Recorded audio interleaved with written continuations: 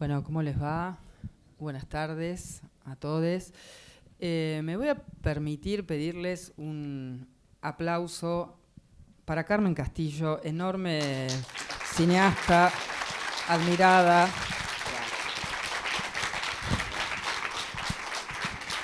Gracias, Ana.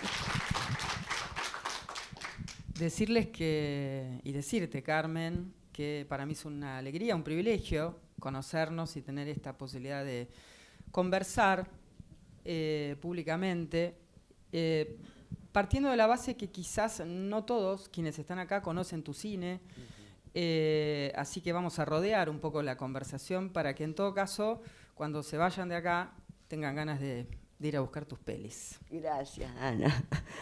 Gracias a ustedes y a todos, al Centro Cultural Borges, a Tristán Bauer, el ministro de la Cultura, a todo el equipo del Centro Borges que nos ha ayudado mucho, y a mis amigos de la editorial Tinta Limón que han hecho todo este milagro de que me encuentre con Ana en esta conversación.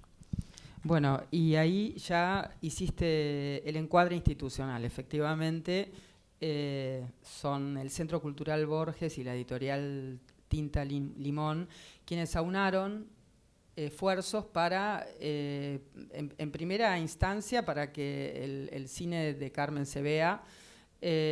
Aquí la última película que se proyectó hace muy poquito fue La Flaca Alejandra. Y también esta posibilidad de encuentros, ¿no? Carmen viene de una conversación en la Casona de Flores con Albertina Carri y ahora, bueno, volvemos a encontrarnos aquí, Carmen, en esta charla donde yo me voy a ahorrar presentaciones de Carmen porque la van a ir conociendo en el curso de esta misma conversación, donde lo que vamos a hacer es hilvanar un poco ese tejido de la biografía, de la militancia política y del cine, ¿no? Inseparables. Bien. Lo primero con lo que quería arrancar, Carmen, pensando en este momento histórico, ¿no? y retomando algo que decís en una de tus películas, creo que es El país de mi padre, donde vos decís que cada regreso a Chile es una historia aparte. Bueno, y vos acabás de estar en Chile en un momento muy, muy especial, 50 años del golpe de Pinochet. Entonces, lo primero es esto, es preguntarte cómo fue y cómo viviste este regreso. Este regreso está siendo. Era importante en esas idas y venidas durante tanto tiempo, desde que pude regresar, después del 90, por supuesto, era importante que las viviera como un comienzo, siempre como algo, porque eso era lo que iba sucediendo.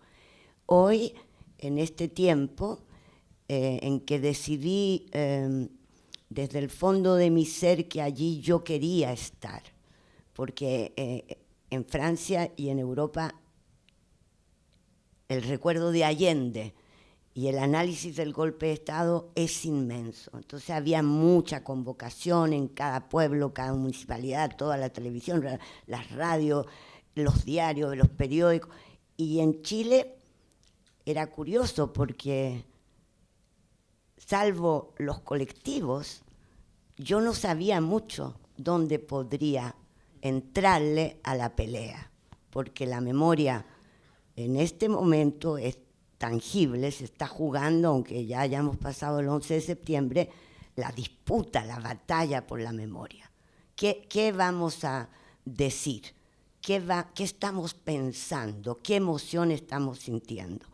Y yo quería, y siempre ese deseo de luchar, la rabia de la no conciencia, no responsabilidad, no transmisión, atraviesa la emoción y el dolor. Entonces viví el día 10 de septiembre la marcha de las mujeres. Esas mujeres que organizaron solitas esta marcha eran mujeres que habían luchado en la dictadura en los años 80, un movimiento feminista transversal. Y yo escuchaba, porque éramos miles y miles y miles, allí viví la emoción. Allí, en esa marcha, donde vinimos 3 generaciones muchas veces, las abuelas, nosotras, abuelas, las hijas y las niñas. Y hubo un momento indispensable de salir de la representación y entrar adentro junto a mujeres en un respeto y una transversalidad también de sectores sociales. Eso fue muy importante. Los otros momentos han existido momentos de debate, universitarios, coloquios, en Valparaíso muy interesantes, porque al fin habían salas en que había estudiantes jóvenes, otras veces no, eran salas vacías. Y vivir cada día la embestida de la derecha pinochetista a rostro descubierto, y vivir y escuchar mayoritariamente y de forma permanente aquello de que Allende es responsable del golpe, y vivir y escuchar poco menos que tenemos que pedir disculpas. Entonces yo me enfurecí. No tengo que pedirle disculpas a nadie. Aquí lo que sucedió es una masacre contra una experiencia, un gobierno socialista, democrático, que estaba ganando en la economía, en la vida digna, inventiva, en el poder popular, real, autogestión, cooperativa, y sobre todo en la vivencia de una sociedad entera en estado amoroso. Entonces hicieron el golpe, el odio a la igualdad.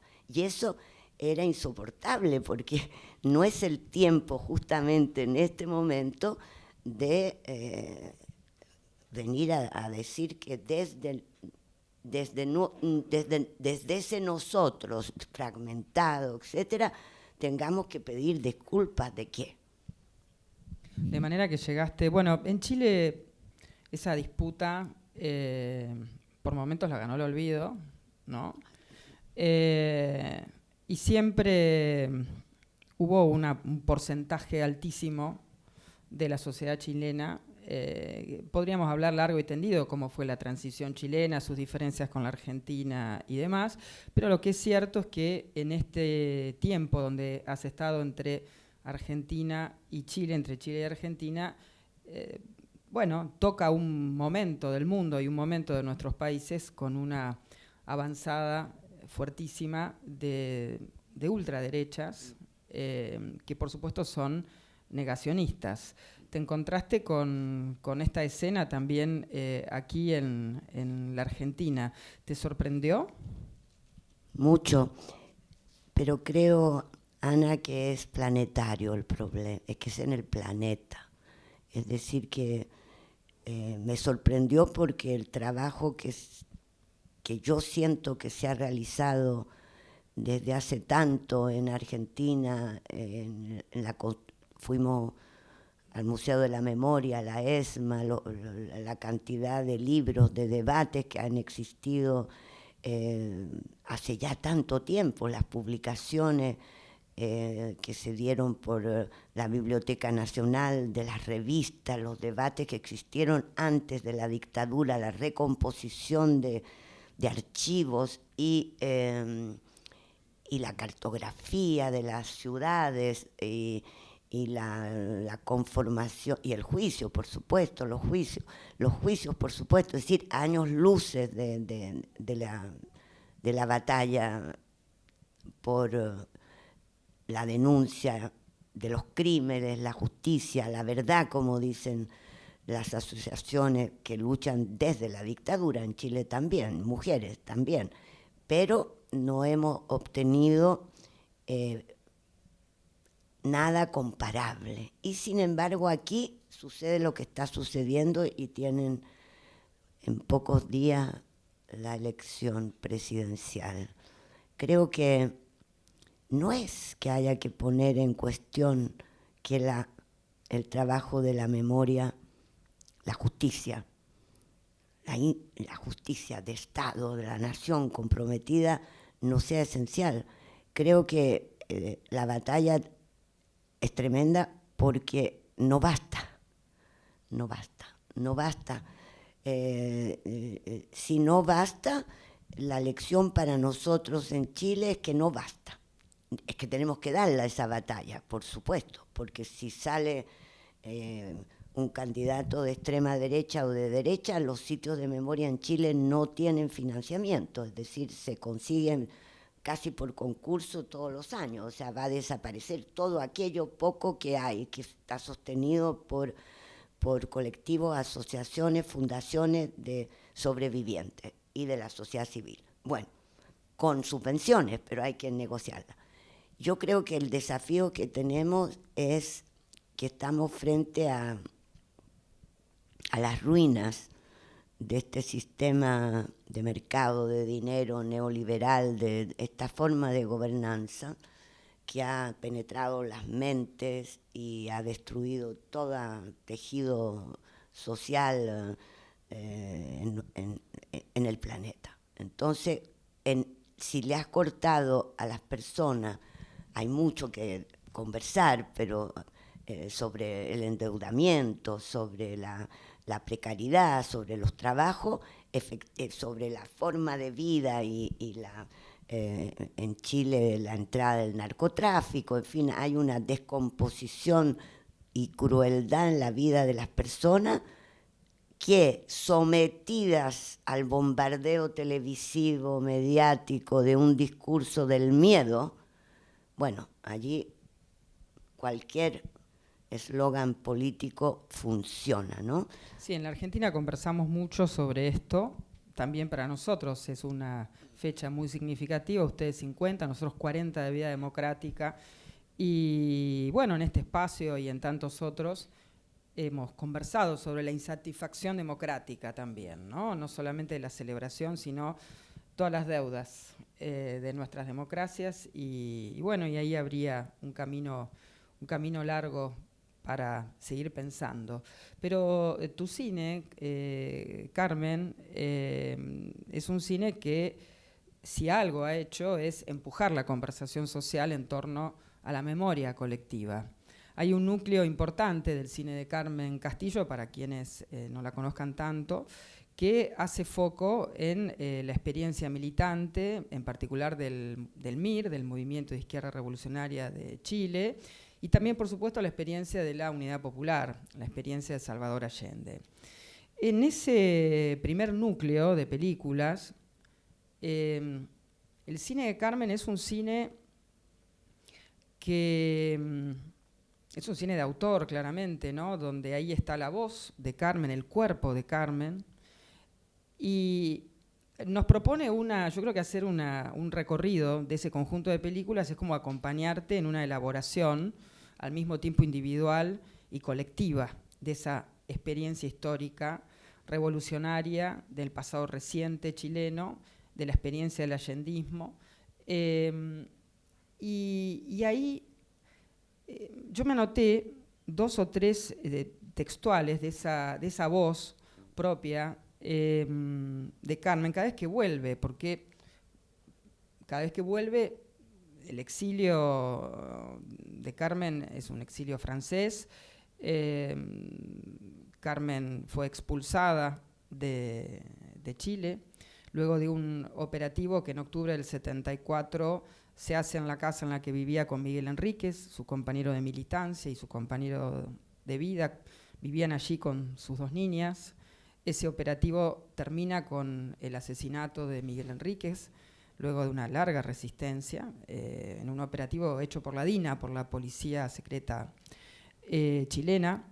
y Carmen sale gravemente herida, estaba embarazada, y finalmente es expulsada del país. Algo de eso se cuenta en Calle Santa Fe, vamos a conversar después sobre esto. Entonces digo, es exilio, es el de Carmen, y Carmen vuelve, y vuelve, y vuelve, y vuelve. Y cada retorno a Chile son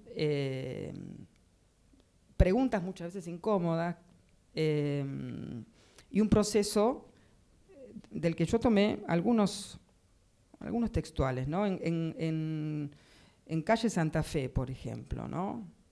Donde volvés a esa Calle Santa Fe, es la calle donde estaba esa casa, está esa casa. Cuando Carmen vuelve, dice: no pude morir con él, ni tampoco morir por su ausencia. Luego de la primera vuelta a Chile, Carmen dice: solo veo militares y traidores y la resignación de la gente que pasa. ¿Será definitivo este rechazo? En el inicio de La flaca Alejandra, que es una película más antigua, es del año 94, Carmen dice: sigo anclada en aquel tiempo de la herida. Me preguntaba, Carmen, ¿dónde estás ahora?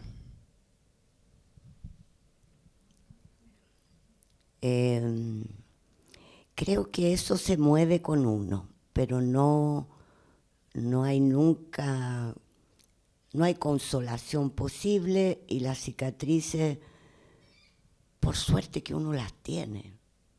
Es decir, solo las cicatrices resisten al tiempo que pasa, y para mí ha sido una vida plena cuando salí del estado de deshidratación, y aquel que todos los exiliados sobrevivientes conocen, ¿no?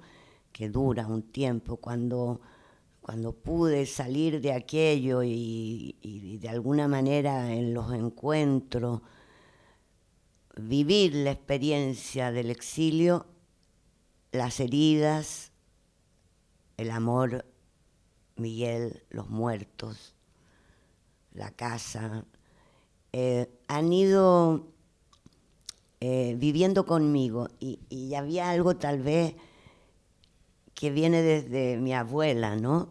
No es solo Walter Benjamin, La memoria de los vencidos, El ángel de la barricada, es también una infancia en la cual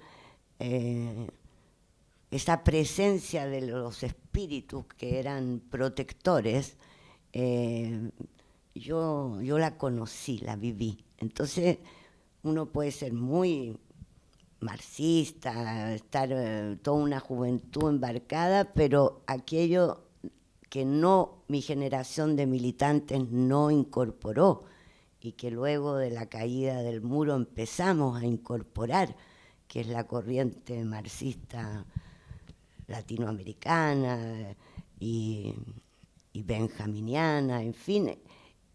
Yo digo, hoy día es diferente cada regreso, no hay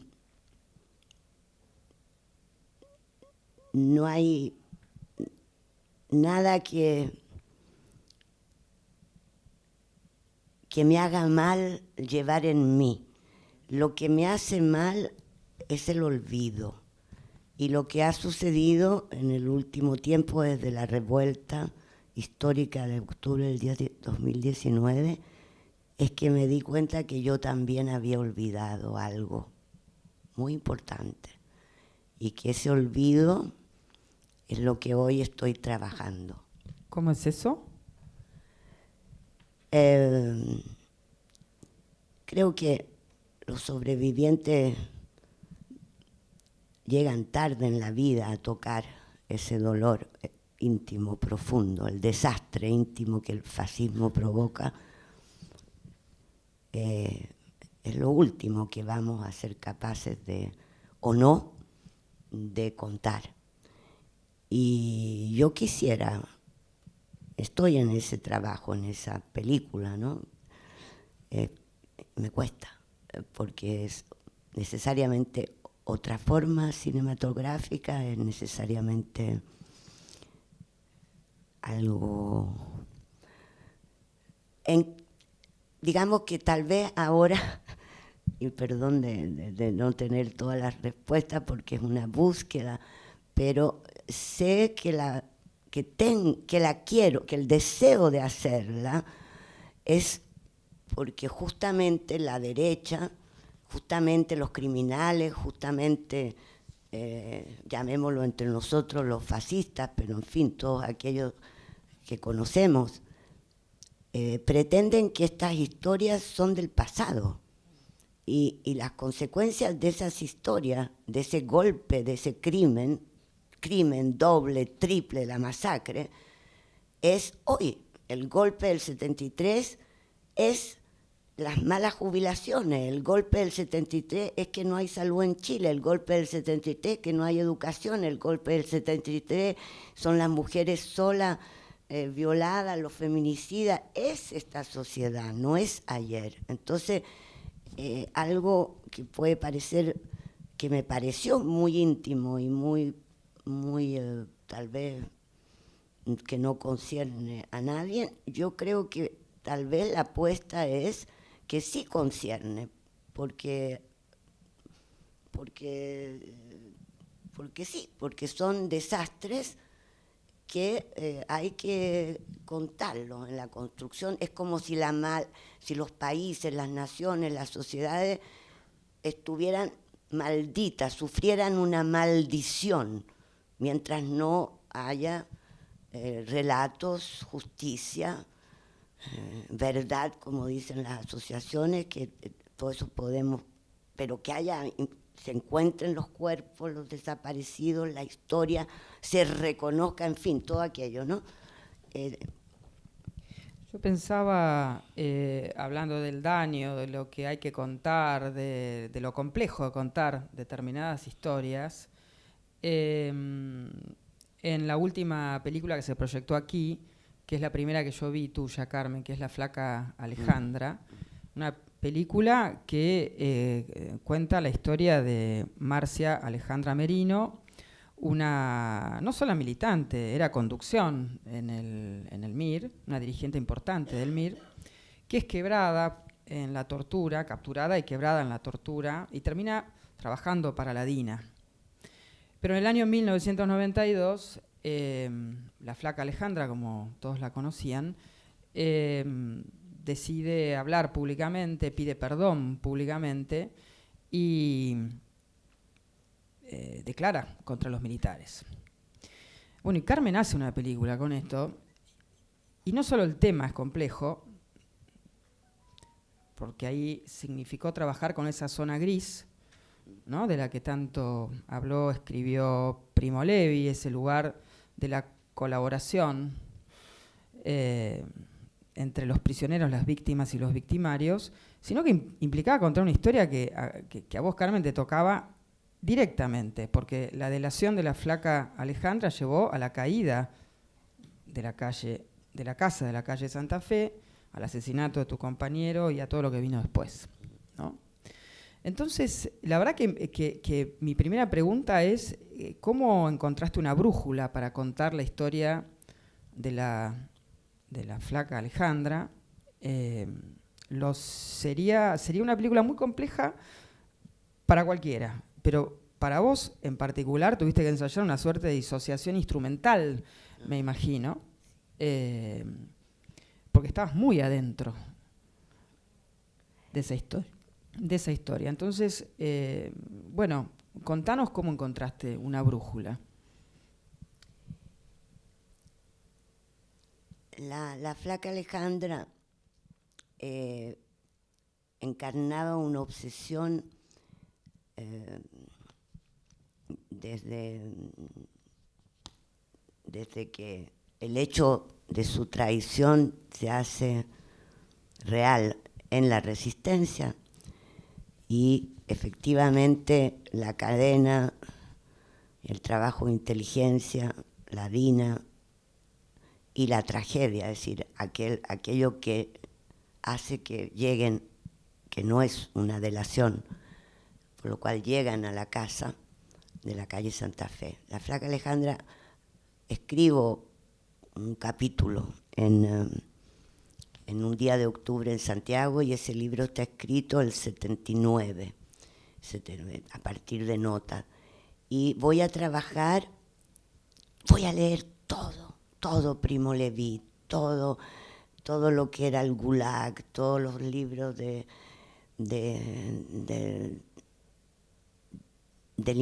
mal, en torno al mal, ¿no?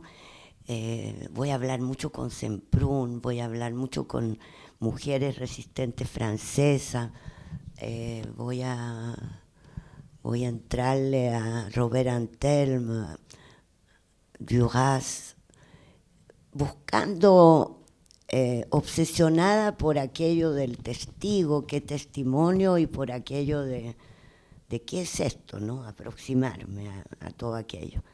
Entonces, cuando me despierto en Santiago, en casa de mi padre, y abro el diario y veo la fotografía de la flaca Alejandra, un poco transformada, y la mano de Gladys Díaz, que era la heroína, aquella que resistió a la tortura 7 meses en las condiciones las peores en Villa Grimaldi, voy a estar conmocionada. Y no voy a ir a ver a la flaca Alejandra, voy a ir a ver a las amigas sobrevivientes que hicieron posible desde el año 83, desde Chile, y el 90-91, ¿qué pasó allí entre Viviana, Erika, que desde el 83 buscaban a sus desaparecidos, militaban en Codepo, en las asociaciones? ¿Qué sucedió cuando lograron esa cita que hizo que la flaca Alejandra diera el paso y saliera de manos de los militares? Trabajé con ellas, trabajé con Gladys, trabajé la zona gris, y regresé a París pensando que iba a escribir. Y allí yo ya había comenzado a aprender el oficio del cine documental, y reflexioné que en este caso el cuerpo, los silencios, dirían, mostrarían. Yo no podría hacerlo en la escritura. Y busqué a un amigo que era el editor de la primera película que había trabajado en Francia, Los Muros de Santiago, Guy Girard. Y eso es muy importante, porque no creo que yo hubiera podido sola. Yo creo que el cine ha sido desde el inicio para mí un trabajo de equipo, un colectivo. Y yo no sabía hacer nada por lo demás, de imagen, de esto, lo otro. Entonces, la creación de un equipo y la fabricación, el hecho de hacer estos trabajos con otros. Y Guy, leímos muchísimos trabajos argentinos, que después, con el libro de Ana Longoni, que recién lo obtengo, pero leímos, por ejemplo, Recuerdos de la Muerte, de Bonazo. Preparamos muchísimo, y él dice: tienes que estar en la imagen, porque si no va a haber una confrontación directa entre... No confrontación, el riesgo es que el espectador entre en empatía y que no pueda salir de ese testimonio. Y allí, Ana, sí, yo en esa película soy un personaje construido, disociado. Estoy allí no para preguntarle a ella nada que tenga que ver con Miguel Enríquez o con la caída nuestra. Estoy ahí como alguien que quiere producir que ella revele qué cosa, tal vez el miedo. Vos decís que no era una película sobre el perdón. No es una película sobre el perdón, porque si había una actitud compasiva de mi parte o de perdón, aquí había que ser muy en un rigor. Ya, pongo mi cuerpo, lo que se ha criticado muchísimo. A mí no me importaba en final, ni las críticas ni nada, ¿no? Aquí yo quería hacer algo y yo pensaba que ella, por ejemplo, nunca vi a la flaca Alejandra antes de una cámara. O sea, nuestro trabajo fue decidido por escrito. Y por un lado pensábamos los dispositivos y los temas y luego ahí está el cine documental, ¿no? Y sucede lo que pueden ver en la película. Pero no había, por mi parte, no era la cuestión del perdón, era la cuestión de escuchar y no juzgar, porque va junto. Hay una escena de la película donde ella te cuenta el poroteo. El poroteo es un viaje en auto donde ella debía señalar e identificar a militantes del MIR. Esa escena la graban en un auto. Buena parte del relato de Alejandra lo hace no mirándote a vos, sino mirando a través de la ventanilla, viajando, ¿no? A aquel momento donde ella tenía que señalar a compañeros. Cuando vi esa escena,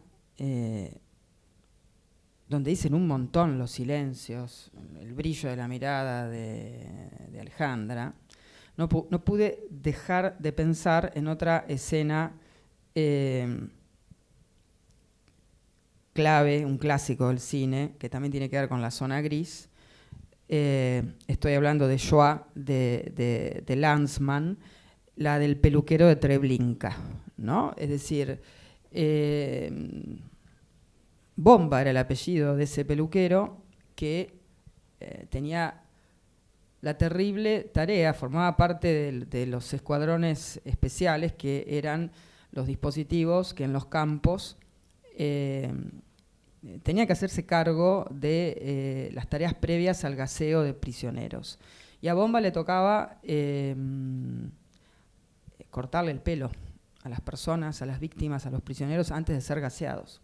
Y lo que hace Lanzmann es, lo sienta en un sillón, ficciona, o sea, genera un espacio ficcional, que es el de una peluquería, y ahí testimonia, ¿no? Que es una escena terrible, porque es una escena histórica, pero también en la cornisa, digamos, para mí, por lo menos abre el debate sobre un límite ético.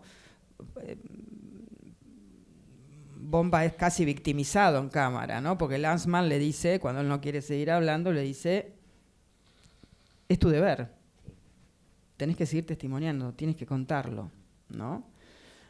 Bueno, es una escena especialmente fuerte por esa situación recreada tantos años después, a miles de kilómetros donde sucedieron los hechos, pues fue en Tel Aviv, pero bueno, y a mí me pareció, no sé cómo lo pensaron o cómo lo viviste, pero fue muy fuerte eso, ¿no? Esa mirada de Alejandra a través del vidrio, recreando la escena terrible del poroteo. Esa secuencia fue filmada, por ejemplo, el segundo día. Es decir, ya veíamos la de la casa de tortura es el tercer día. Y yo pienso que esa película tiene una fecha, agosto 1993, si no me equivoco. Porque ella está construyendo, ¿no? Está en un proceso ya de reconstrucción de una memoria y está muy articulado. Yo creo que en ese momento yo no estoy casi presente, y por lo demás la genialidad de la cámara, del director de fotografía y de Guy, es que yo no aparezco. Ella está en una introspección. Lo que sí es una decisión de cineastas es poner el auto. Es decir, que allí, en esa película, cada secuencia está ficcionada en el sentido que vamos a tratar determinadas cosas en una preparación. Ese auto, era complicado encontrar el auto que nos permitiera esas cámaras, las cosas. Entrar a la casa José Domingo Cañas, no nos dieron nunca autorización, y atravesamos, nos colgamos de la electricidad para poder iluminar. Hay la preparación de la otra secuencia, en fin, hay allí como Lanzmann, efectivamente, hay que ir a buscar espacios y situaciones que permitan que algo surja, sí. Bueno, la del auto es impresionante, el dispositivo del auto, pero además cuando ustedes la llevan a la casa José Domingo Cañas, se llama, que fue una casa de tortura, y la recorren, una casa que es muy impresionante, estaba abandonada, en la película se ve como ustedes se meten por la ventana, también ahí la restauran como víctima. Digo, hay algo, ¿no?, de volver a colocar, a situarla como víctima de la tortura, ¿no? Sí, pero lo fue, lo fue. Y por primera vez en Santiago, hace 15 días, Viviana Uribe y Erika Genén de Chanfró, contaron al público. Se dio la película en un cine por primera vez. Se había dado en el Cine Arte Alameda en el 94 y una sola vez. Y luego la pasamos allí el otro día, gracias al Cine Arte Alameda. Y era impactante, porque justamente Erika Gen y Viviana Uribe conocen la zona gris, pero nunca habían dicho públicamente, y tienen que hacerlo más y más, y estamos trabajando en eso, de qué manera personas como la flaca Alejandra fueron esenciales en los juicios. Cuando Erika y Viviana van a buscarla para que entregue su testimonio, se produce un acto de 4 mujeres, 2 juezas, Dobra Luxi y Gloria Olivares, Viviana y Erika, y se lanza aquello. La vamos a convocar, dice Dobra, a las 11 de la noche. O sea, ellas cuentan por primera vez que ese trabajo, no han aún contado lo que sintieron, pero por qué lo hicieron y lo fundamental que fue el aporte en la investigación y en definir la estructura de la DINA, al con 1, al con 2, el jefe, el 2, el 3, el organigrama, los métodos, hasta ese testimonio ante la justicia de Marcia Merino, no había nada. Entonces, en Chile, que el debate no se ha dado, la zona gris, ¿cómo es posible que Carmen Castillo haya entrevistado a la flaca Alejandra? O sea, a mí no me tocaba aquello, porque yo sabía perfectamente, en este caso, en esta película, yo sabía que tenía una responsabilidad inmensa, por lo tanto, cada segundo fue pensado. Cada segundo fue Sí, era una pensado. cornisa, ahí el relato estaba todo el tiempo caminando una cornisa, ¿no? Eso. Y uno no lo puede hacer irresponsablemente, porque han habido películas en Chile donde, por supuesto, vas a buscar al torturador, o etcétera, etcétera. Yo creo que hay que tener mucha responsabilidad, y no hemos hecho el debate tampoco entre nosotros, cineastas u otros, cómo tratamos todo aquello. Pero ¿Alejandra vio la película y habló contigo después? ella en esa proyección, ella, por supuesto, no quiso asistir. Ella sabía que algunos la insultaban, que había, y que otros, al contrario, la acompañaban a todos los juicios, a todos los tribunales. se la mostré el día anterior, sola, las dos. Y a ella no le gustó la escena del mar con Alicia. Vamos a tener que contarle un poco al público esa escena, ¿no? Es una... Bueno, es la escena donde la interpela, pero ella responde muy bien. ¿Pero por qué? ¿Por qué? Yo después pensé, ¿pero por qué? Y es porque ella revela una actitud ahí, una actitud de... que no le... Si ella es víctima, y si estamos en ese momento de su vida, la soberbia de lanzarle a la cara a Alicia, no de responder a la pregunta sobre el quiebre interno, es una gran pregunta, muy difícil de responder, pero, y de lanzarle, tú fuiste torturada, y ella dice no, entonces ¿de qué hablas? Esa actitud que es racional, etcétera, pero no es que ella me lo haya explicado, pero revela algo, ¿no? Justamente de la complejidad de la situación y del hecho que aquí no se trata para nada de perdón, ni de perdonar, ni de no perdonar. Aquí se trata de buscar aproximarnos lo máximo posible a la lógica de la tortura y de la máquina de matar, que en definitiva actúa sobre el miedo y el quiebre interior. Entonces, tal vez eso es, ella percibió en esa secuencia, que es una secuencia complicada, que tiene dos lecturas. La que dicen las palabras y la que dicen los gestos, ¿no? Porque también hay algo de eso, de los gestos. Es un momento donde ella la interpela fuertemente. La pregunta es cómo te pudiste haber convertido en esto, ¿no? Para decirlo de manera muy simple. Y Carmen, y si vamos a otra película, a Calles Santa Fe, ¿por qué ese impulso tan fuerte de volver a esa casa?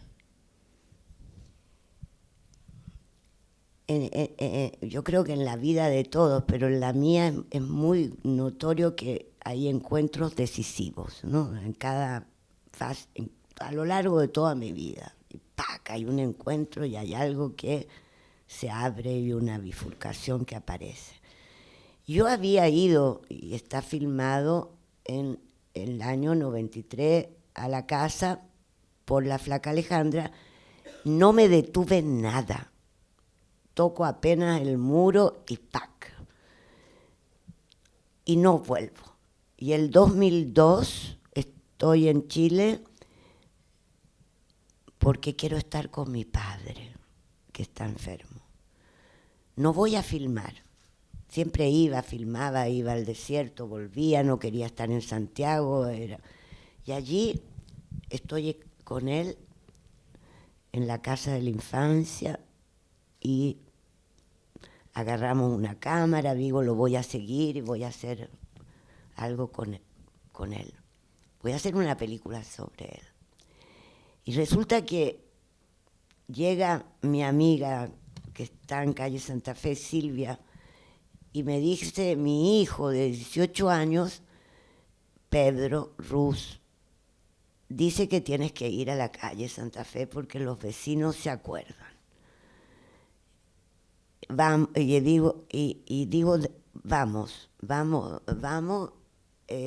con Pedro, con Silvia, y le digo al equipo, que eran un gran equipo, Sebastián Moreno y Boris, vamos a grabar qué pasa. O sea, vos estabas haciendo ahí El país de mi padre. Sí, estaba haciendo El país de mi padre. Ah, y en ese mismo momento aparece Pedro, el niño, que después va a ser el abogado en la querella por la muerte de Miguel. Después les cuento eso. En ese momento es el impulso, la demanda del niño, del hijo, ¿no? De Silvia. Tienes que venir. Él es muy de pocas palabras y muy serio. Me dice, tienes que venir. Y yo digo, bueno, vamos, contigo, que sea la otra generación, algo jugó y sin pensar de verdad nada que de todo esto advendría una película, yo pensaba registrar, pero bueno, cuando uno piensa grabar, algo tiene detrás, pero no había ninguna conciencia de lo que iba a pasar. Y así fue todo a lo largo de la película, todo lo que corresponde a la calle en directo, digamos, antes que sean, cuando empezamos ya a querer recuperar la casa hacia el final, eso está filmado en cine directo, es decir, ahí le digo al equipo, pedimos permiso y adelante, y filmen lo que venga. Y, y cada día hay un encuentro, vamos a volver 5 días, también 5 días.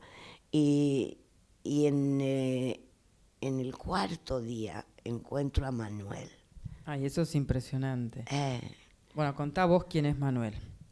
Manuel Díaz es un vecino de la calle Santa Fe, un obrero, trabajador hoy día precario, que el 5 de octubre, en plena balacera, cuando ya me han tirado en la calle, va a atravesar la balacera, va a ver que hay una ambulancia que no está de servicio, pero hay un conductor, y le va a decir, tenemos que sacarla, porque se está muriendo, lleva ya mucho rato desangrándose. Y ese hombre va a llegar en el momento en que del otro lado de la casa muere Miguel, coinciden los dos momentos. Entonces los militares van a dudar y finalmente van a subirse a la ambulancia alguno y finalmente voy con él al hospital civil. Y ahí empieza la cadena de bien. Entonces Manuel Díaz es para mí el héroe de Chile, el héroe de la resistencia. No es Miguel Enríquez, que a Miguel odiaba todo o le cargaba, esa palabra odio es más complicada, pero no le gustaba aquello de el culto a la muerte, a los héroes, al sacrificio y todas estas cosas de héroes, porque políticamente aquello no era lo que había que hacer, ¿no? Entonces, Miguel combate, pero Manuel combate, y yo estoy ahí, somos militantes, responsables, adultos, sabemos lo que estamos haciendo. Manuel era un vecino, y ese gesto de bien, ese coraje... Te salvó la vida. No solo eso, pero eso es lo que hoy día puede salvar el mundo. Uh-huh. Sí. Bueno, esa escena además me hizo acordar, vos tuviste un diálogo con Albertina Carri en Los Rubios, cuando ella vuelve al barrio, ¿no? A buscar la memoria de los vecinos. Y aparece todo, ¿no? Porque en esa escena de la vecindad, como sucede en tu película, están los vecinos que estigmatizaron y los vecinos que fueron solidarios, que te ayudan a construir retazos de la memoria, los que dieron la mano, ¿no? Sí. Lo mismo que te sucedió a vos. Exactamente. En esa calle, en esos vecinos, no hubo delación y era evidente que éramos un poco diferentes, pero como lo dice la señora del almacén, ¿no? Usted era la única que compraba vísceros. Bueno, pero eran sectores de la ciudad aplastados por aquello, y lo que yo quería es que la calle y sus palabras encarnaran la voz otra sobre el 5 de octubre, el combate. Por un lado es la versión del MIR, por otro lado la versión de los militares, y cuál es la vivencia de los vecinos. Y eso me lleva a aquello de haber dejado en la película, y lo pensé muchísimo, la versión de Manuel. Que Manuel dice, Miguel salió por aquí y luego regresó por usted. Yo sé que de alguna manera, que el gesto de Miguel es un gesto de combatir por la vida de él, la mía y de su hijo, lo sé. Sé que hay amor, pero dejar en una película que toca la historia colectiva de militantes revolucionarios de ese tiempo, dejar al vecino decir que el jefe de la resistencia vuelve por usted, por amor, y muere, era bien complicado, porque yo le decía a Silvia de regreso en el auto, esto primero no era así, en términos puramente operativos, pero la palabra de Manuel, su palabra, es la leyenda popular, es lo que él vio, aunque no haya existido. ¿Con qué derecho yo lo iba a cortar? ¿Para hacer qué? Entonces, también en Calle Santa Fe hay apuestas, ¿no? Como con apuestas de bueno, es un poco desobediente. Por suerte, porque sí. Eso hace la diferencia en tu cine, ¿no? Y además rescatás un montón de gestos pequeños, mínimos, que fueron, que había que nombrarlos, de toda la gente digna que hizo esa cadena de decir, avisarle a tu familia que estabas viva en el hospital, y bueno, eso que permitió y que obligó luego a los militares a reconocer que estabas viva y a tener que sacarte de Chile, y sin esa enfermera y sin ese médico, ¿no? Y todo eso está dicho en la película. Sí, sí. Porque eso es lo que va a producir, va a gatillar el deseo de hacer Calle Santa Fe. Es decir, no creo que yo hubiera sido nunca capaz de decir yo voy a hacer una historia del MIR, una biografía de Miguel Enrique, no lo haré nunca. Pero cuando vivo eso y al fin, tantos años después, sé cómo estoy en vida, la pregunta por el compromiso político de mi generación, de mis compañeras, mis compañeros, es posible. Eso es lo que hace que la película, cuando regreso a Francia, le digo a mi productor Serge Laloux, tengo 3 películas, pero ninguna. No he terminado El país de mi padre, tengo filmado, porque filmé bastantes cosas finalmente con compañeras, ¿no? Buscando, había valido la pena, en fin, todo aquello. Y el productor me dice, hay una sola película, con tu familia, con la historia del MIR y con la calle Santa Fe. Y yo digo, pero ¿cómo? No, eso es muy, muy largo. La verdad es que quedó largo. 2 horitas, ¿no? Es de tus pelis más largas. Oh, Pero sí, claro, sí. ahí iba a preguntarte un poco por esto, ¿no? Porque, bueno, tu familia es una familia muy política, muy involucrada, por supuesto, en todo lo que fue el proceso de la unidad popular. El país de mi papá empieza con una pregunta que es, ¿por qué mi padre no aceptó el ministerio que le ofreció Salvador Allende, ¿no? Sí. O sea, estamos hablando de esa familia. Entonces digo, la película reúne a tus padres, a tus hermanos, piensa tu propia maternidad,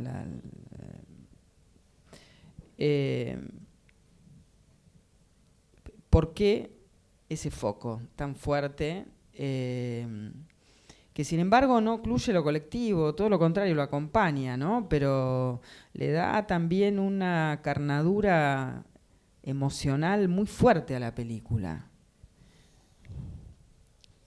Tal vez, Ana, es porque como no tengo ninguna legitimidad a priori, aunque haya sido testigo, el subjetivo, en el caso de Calle Santa Fe, la voz, la narración y mi presencia van a decir estoy hablando desde aquí. No es una voz absoluta, y si estoy hablando desde este cuerpo, desde esta experiencia, desde completamente esta situada, ¿no? Situada. Eso en el cine documental francés era como una exigencia. Godard habló mucho de aquello, Chris Marker lo resolvió de una manera, y era una exigencia de que ese cine dice desde dónde habla. Y como yo estoy atravesando una historia colectiva, además, es muy complicado, justamente para que no haya nada ambiguo. Esto no es la historia del MIR, esto es un caminar donde van a ver, según mi punto de vista, momentos de la historia del MIR y compañeros. Al final creo que logré un coro de voces en la cual las mujeres están muy presentes, pero hay también varones, bueno, está construida, pero la familia era aquello, ¿no? Era poder decir de allí vengo, y mi padre y mi madre, tan comprometido y todo, tanto, de alguna manera ambos deseaban que yo diera vuelta a la página y que recuperara la sonrisa de antes, decía mi padre. Y creo que uno se puede puede vivir múltiples vidas, y que efectivamente cuando él ve en el cine Calle Santa Fe, en la noche me abraza y me dice, comprendo. O sea, comprendo que se puede amar a Miguel muerto y tan fuerte como se ama a un hombre vivo. Comprendo que aquella historia, porque él quería que y mi madre también, pase a otra cosa. Bueno, ya estaba. Pero entonces que ese hilo de la familia, voilà, creo que era la necesidad de que la autora, cineasta, revelara, dijera desde dónde hablaba. Tal vez, pero además ellos son fundamentales, son parte del coro también, político, como por su accionar en la resistencia, por su accionar, por su manera de ser. Mi madre infinitamente más militante, insolente, en su accionar que yo misma, ¿no? Hermosa ella. Sí, hermosa. Y hay, bueno, por supuesto, la pregunta en torno a la maternidad y la militancia que tanto atravesó y atraviesa, ¿no?, los relatos de las mujeres militantes de los 60, de los 70, también está en Calle Santa Fe muy, muy fuerte. Y bueno, y ahí otra vez, la primera persona, ¿no? Camila, tu hija, que era muy niña en esos años de la Calle Santa Fe, de esa casa, y la hija de Miguel, que se llamaba... Javiera, se llama Javiera. Se llama Javiera. Sí. Y Javiera y Camila se encontraron en esa casa. Sí, vivíamos juntos, vivimos una vida de... Pero digo, ¿volvieron a esa casa contigo? Camila vuelve. Es el momento en que yo también entro en la casa, y eso está filmado en el 2002. Y me doy cuenta que esa casa está ocupada por el mismo fascista que la robó, que está llena de dorado, que está llena de cosas, y no es ya. Y trato de decirle a Camila, aquí era tu pieza. Es el tipo con el que hablas en la peli. En la película aparece el hombre ese que robó la casa. La casa era nuestra, pero no logramos recuperarla en la transición democrática, y ahí está ocupada, ¿no? Ocupada y llena de cosas. Entonces yo trato de decirle, y vamos con Leila, con mi nieta, que tiene un poquito más chica, tendría 4 años, un poquito menos, casi la edad que tenía la Cami. Entonces allí hay miradas, allí hay cosas entre Camila y yo, y hay ese dolor mío de que esa casa yo tengo que recuperarla para vaciarla. O sea, al inicio yo decía, vamos a comprar esta casa que valía tanto y hicimos todo, juntamos entre todos, José Saramago me dio el valor que faltaba, 10.000, 15.000 euros, dijo ya, se compra, y resultado que los tipos la subieron al doble y que entre tanto sucede mi encuentro con los jóvenes, en fin. ¿Por qué? Porque yo decía, voy a terminar la película con la casa vacía, las ventanas abiertas y el poema de César Vallejo, que dice la casa vacía y termina diciendo, aquí lo que queda es el sujeto del acto. Ese poema me guió a lo largo de todo ese rodaje, otros también, pero la casa ya no es la casa. Es decir, hoy la casa es sitio memoria, se obtuvo.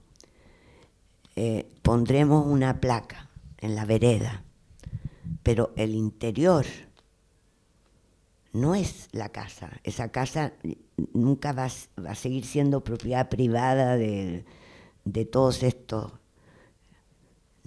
No corresponde en absoluto a la casita donde vivía una familia, otra pareja de amigos, el perro, la vida extraordinaria que vivimos en esa casa.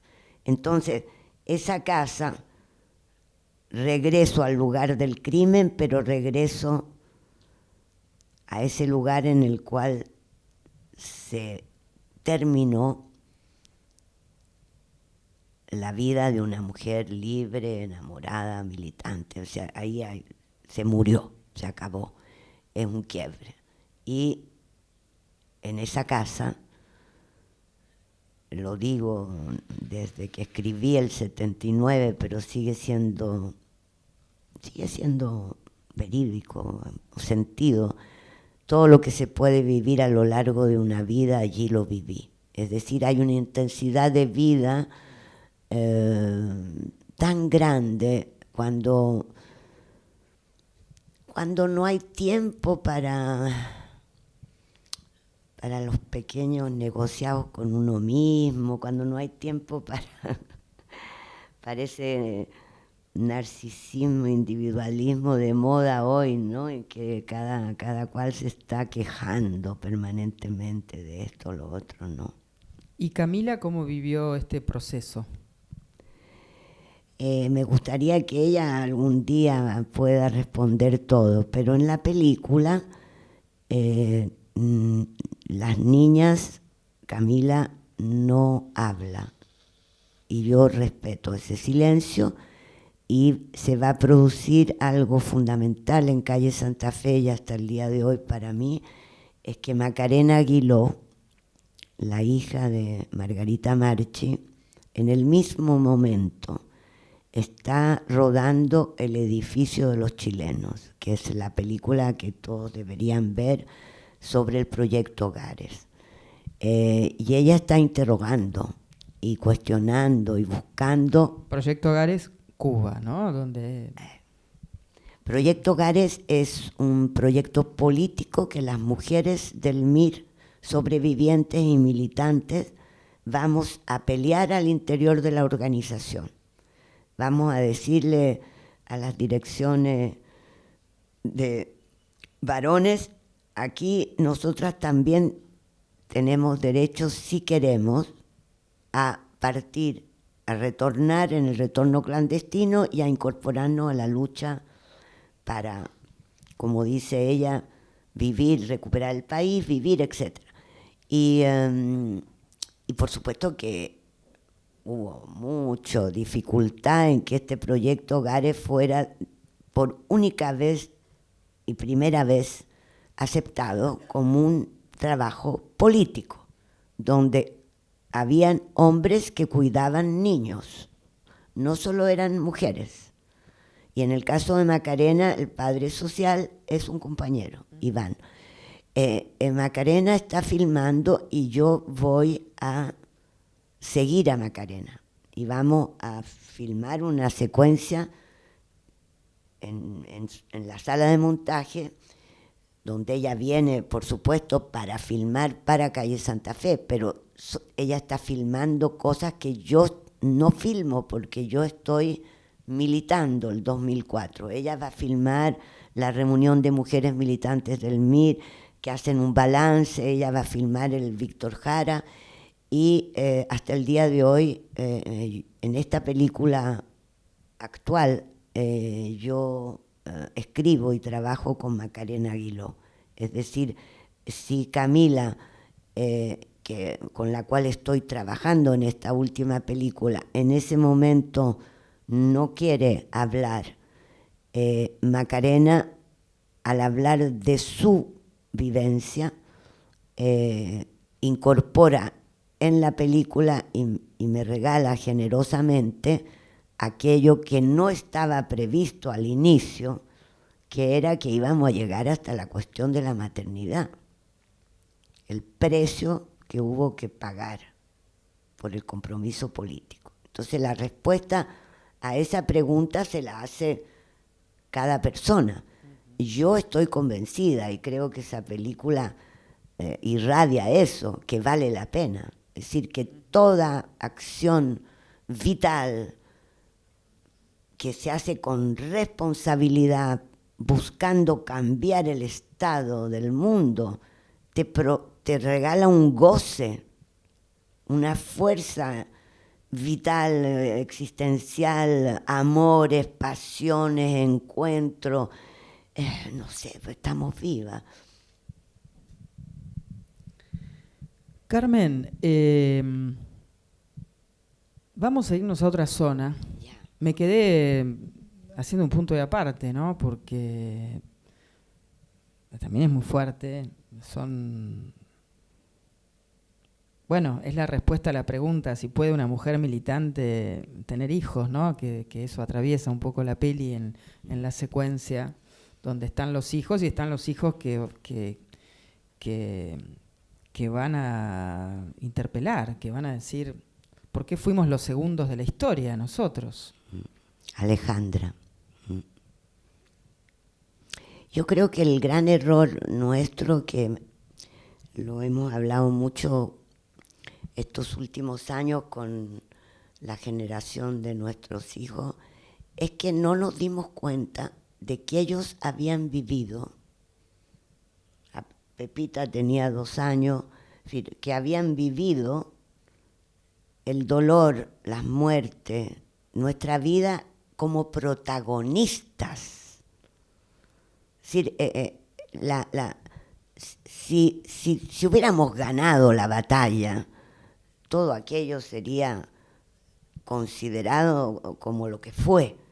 A la luz de la derrota, el proyecto Gare y las consecuencias finalmente de lo que hablábamos antes, del silencio, fueron tremendas. Y tal vez ese diálogo no se dio porque hasta mi hermana, que tenía 8 años, 10 años, ella también un día llorando dice, pero yo veía todo lo que sucedía y los sufrimientos, y tú que habías caído preso, y nunca me consideraron. François Maspero lo escribe en Las abejas, Les abeilles et les guêpes, un extraordinario libro sobre la memoria y todo esto. Y él era un niño, y el no ser, que no hayamos pensado que el golpe, el crimen, el dolor era igual. Son actores, son personas que actuaron desde la infancia en esta historia. No es que la hayan vivido porque se les cayó encima, ¿no? Están ahí.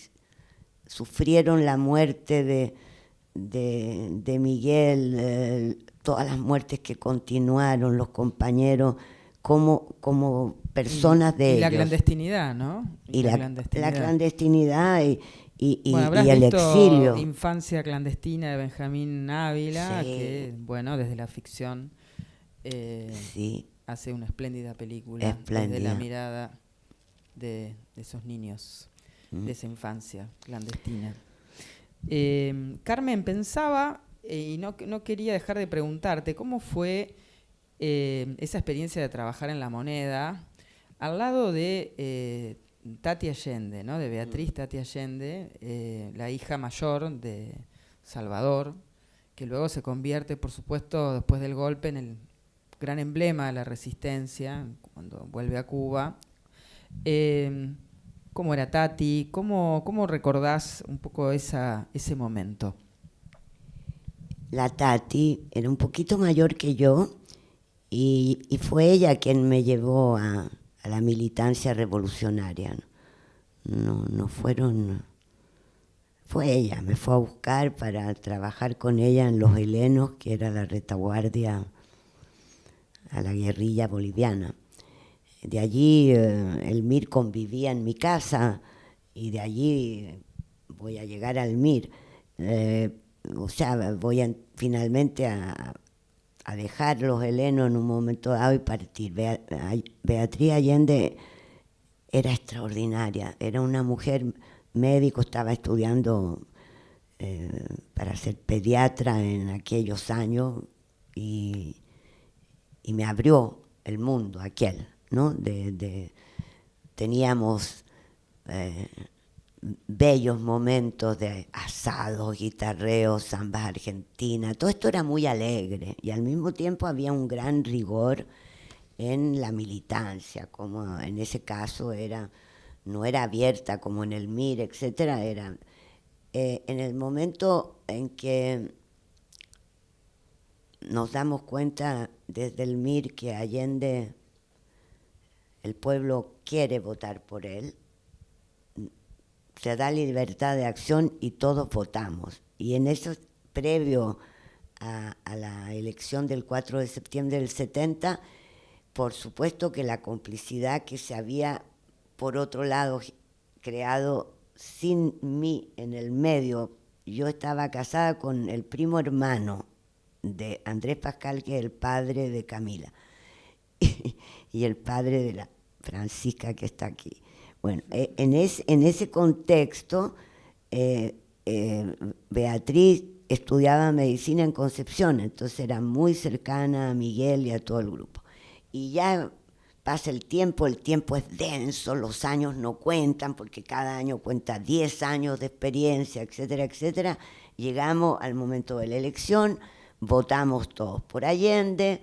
Allende, antes de la elección, invita a Miguel Almir a crear la Guardia Personal y naturalmente yo entro a trabajar con la Tati en algo que fue muy importante para mí, que yo estaba a cargo de recibir a los militantes revolucionarios de América Latina que venían, que obtenían el refugio político en Chile. O sea, viví muy de cerca momentos como Trelew, un momento, la llegada de los brasileros, la llegada de Regis Debray, el momento, habían muchos uruguayos, los tupas, y entonces voy a trabajar un tiempo junto a Beatriz en esta área, desde esa colmena, que era esa enorme oficina en La Moneda, donde Allende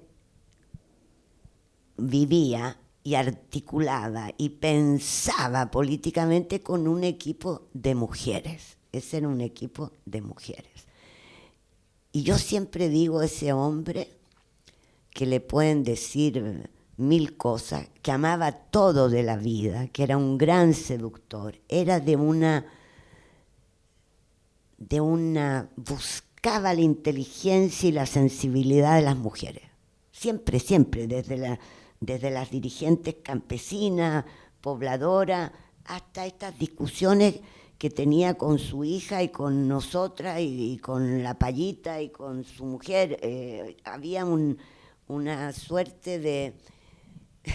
No éramos feministas, pero teníamos verdaderamente actitudes, esa generación y esas personas, y en el pueblo también era así, la autosuficiencia económica, la libertad sexual, había un mundo allí estábamos bien plantadas. Entonces, eso va a concluir, me salgo un poco, pero las sobrevivientes del MIR se van a encontrar en el campo de Tres Álamos, 80 militantes juntas, sin nombres, y durante todo el tiempo del cautiverio van a realizar una encuesta y van a sacar un informe de qué fue la militancia femenina en el MIR. Ahí hay críticas al patriarcado, por supuesto, a lo que era esa época, pero al mismo tiempo es la única organización política que en esa circunstancia,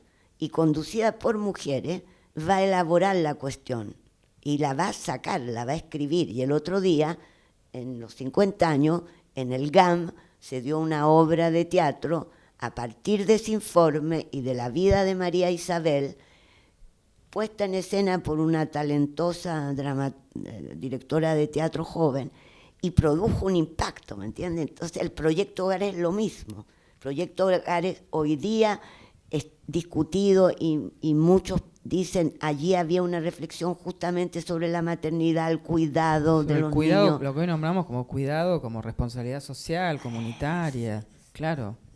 Bueno, entonces, no sé de qué habíamos partido, Ana. No, partimos de Tati Allende. En Beatriz, pero es que Beatriz me lleva a cosas muy fuertes y personales, porque no solo ella me guía, me enseña, comienza, pero luego en La Habana, ya en este tiempo, ella me cuida y piensa, gracias.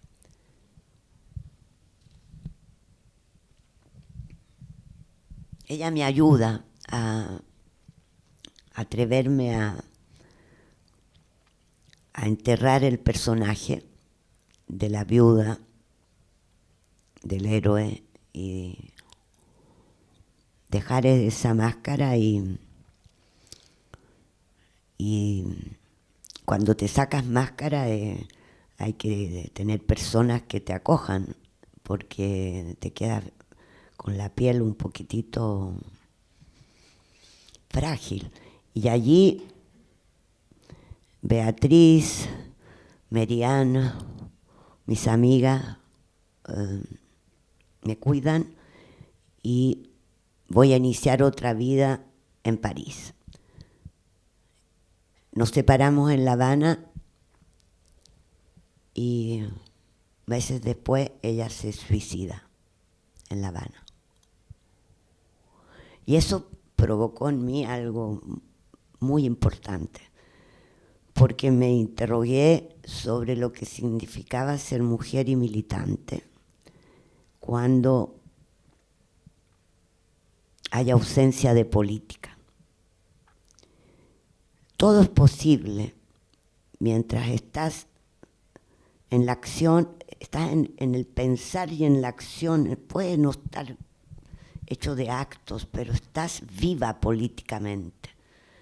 Si solo tienes que representar, encarnar, algo pasa muy grave, que puede llevarte a la muerte voluntaria. Entonces cualquier explicación... Que es el terrible peso que tuvo ella en Cuba, ¿no? Se convirtió en la encarnación misma de la resistencia. Aunar las fuerzas, recibir todas las dolencias. Una enorme mochila. La gigante. enorme mochila. Entonces escribí un texto así al día siguiente, en el periódico Liberación, en donde digo que el suicidio de Beatriz Allende es un acto político de denuncia del exilio, del culto a la muerte y del sacrificio, y que eso no tenía nada que ver con nuestra militancia, que eso era hacer perdurar la lógica. Y fui bien lejos porque pensé que era la lógica que se infiltra, la lógica del torturador como encarnación justamente de aquello de la muerte. Porque no sobrevivir y no poder experimentar las fragilidades, las vulnerabilidades, el no saber, tener que representar. Yo le he dado mucha vuelta a todo aquello y siempre se encontrarán explicaciones, palabras, depresión, no sirven. O sea, hay Jean Améry, el gran resistente escritor, hace un libro extraordinario sobre la muerte voluntaria, ¿no? En que lo explica su acto político. Y Primo Levi de alguna manera también está. En todo caso, el suicidio de Allende, el suicidio de Beatriz, son actos políticos y hay que levantarlos como tales porque no son sacrificiales, son alertas, nos tienen que despertar sobre ciertos peligros. Carmen, bueno, sí. Carmen y todos y todas llevamos son 19:45 y no hablamos de todo lo demás que es la producción que hiciste en América Latina, que tiene tanto que ver con las agendas del presente. Si me permitís, y nos tomamos 5 minutos más, al menos, para viajar a México, porque ahí Carmen Castillo hizo una de las primeras entrevistas al subcomandante Marcos. Y es muy impresionante, digo, estamos hablando de una revolución zapatista, de un levantamiento zapatista que era la encarnación de la imaginación política en un momento donde parecía que se había acabado la historia, ¿no? Y se lo ve muy distendido a él ahí en esa conversación contigo, y bien lejana de este modelo sacrificial del militante político, bien lejano, aunque era una guerrilla armada, bien lejana su posición de cualquier lógica militarista, ¿no? Eso te lo dice varias veces en el curso de la entrevista. Y me preguntaba yo cómo te interpeló esa experiencia de esa guerrilla indígena, ¿no? Que no buscaba tomar el poder, el Estado, ¿no? Como las guerrillas de los 60, de los 70, pero que además incorporaba un sujeto histórico que no estaba en el lenguaje ni en la perspectiva de las militancias de los 60 y los 70, que es el pueblo indígena, ¿no? Entonces, quería pedirte una reflexión en torno a eso, a cómo te interpeló, a qué cosas disparó, al menos para cerrar esta conversación, sí, con proyecciones de presente, porque sí, tengo la sensación que mucho de lo que también hiciste y de las agendas que estás trabajando ahora están fuertemente atravesadas por ese protagonismo de los indígenas. Absolutamente. El surgimiento de la sorpresa de la historia con el levantamiento zapatista lo viví en México, en Ciudad de México. Y se me abrió el mundo. En la película Aún estamos vivos, parte de ahí. Es decir, todo es posible. Se cayó nuestra religión de la historia el 89, se acabó. ¿Y ahora qué hacemos? ¿Vamos a plegarnos todos, a rendirnos al discurso dominante del mercado y el dinero o qué?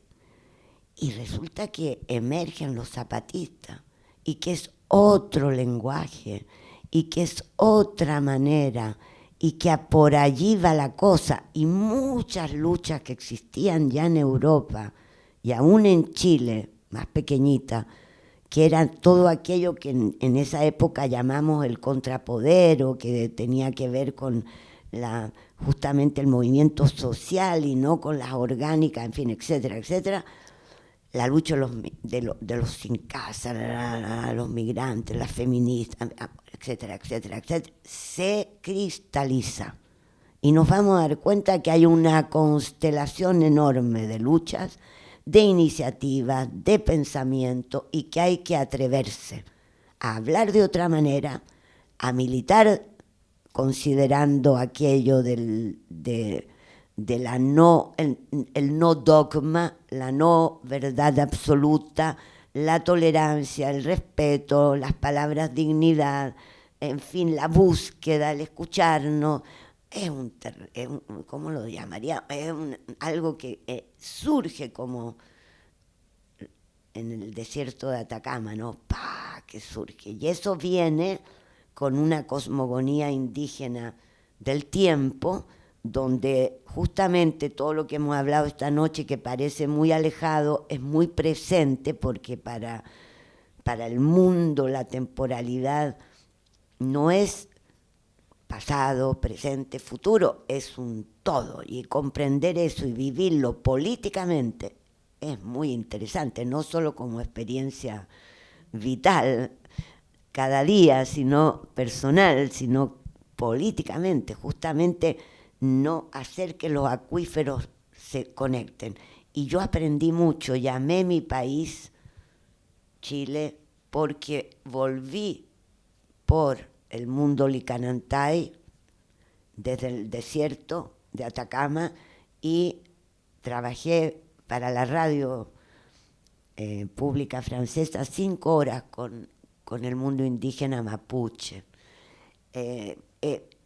Sin ese encuentro no es posible imaginar, justamente porque de lo que se trata hoy es de imaginar. No se puede hacer definir, pero si somos capaces, y se vivió en la revuelta histórica del 2019, de dejar la potencia feminista, socialista, del pueblo rehaciéndose, ocupar las calles, inventar un lenguaje, la memoria social y popular, con la imaginación que de ahí surge, puede incendiar una hoguera en el desierto, como escribió Víctor Serge, que vivió todas las derrotas del siglo XX. Firmo ese final. Ya. No hay mejor final para esta conversación. Muchas gracias, querida Carmen Castillo.